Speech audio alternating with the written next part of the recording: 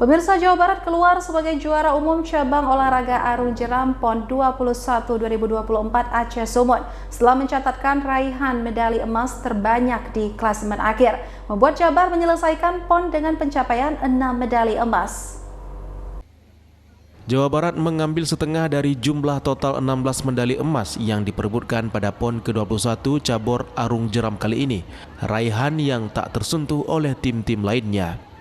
Jawa Tengah yang finish di posisi kedua hanya mampu mengoleksi 2 medali emas dan 5 perak. Sementara di tempat ketiga Sumatera Utara dengan pencapaian 2 emas, 3 perak dan 3 perunggu. DKI Jakarta bertahan di tempat keempat usai menghasilkan 2 emas, 2 perak dan 3 perunggu. Di bawahnya ada tuan rumah Aceh dengan raihan 1 emas, 2 perak dan 3 perunggu.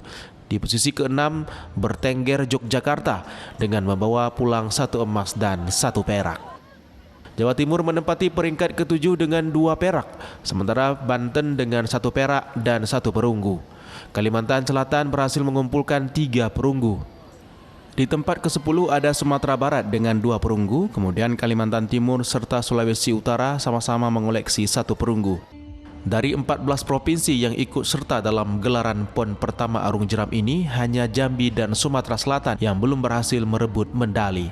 Sementara atlet Jawa Barat peraih medali emas arung jeram PON ke-21, Nita Karlina mengatakan, ini bukan soal kepercayaan diri semata bisa membawa pulang 8 medali emas, tapi ini artinya ikhtiar dan usaha maksimal menjadi hasil yang berbuah bagus.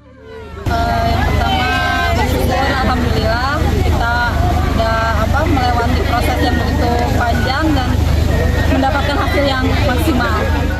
Dominasi Jawa Barat di nomor slalom kategori arsik ini tak terbantahkan. Putri Jabar konsisten menempati posisi teratas dengan hasil catatan waktu terbaik 4 menit 1,06 detik. Begitu juga di putra, catatan waktu terbaik Jabar yakni 3 menit 4,30 detik belum ada yang bisa mendekati.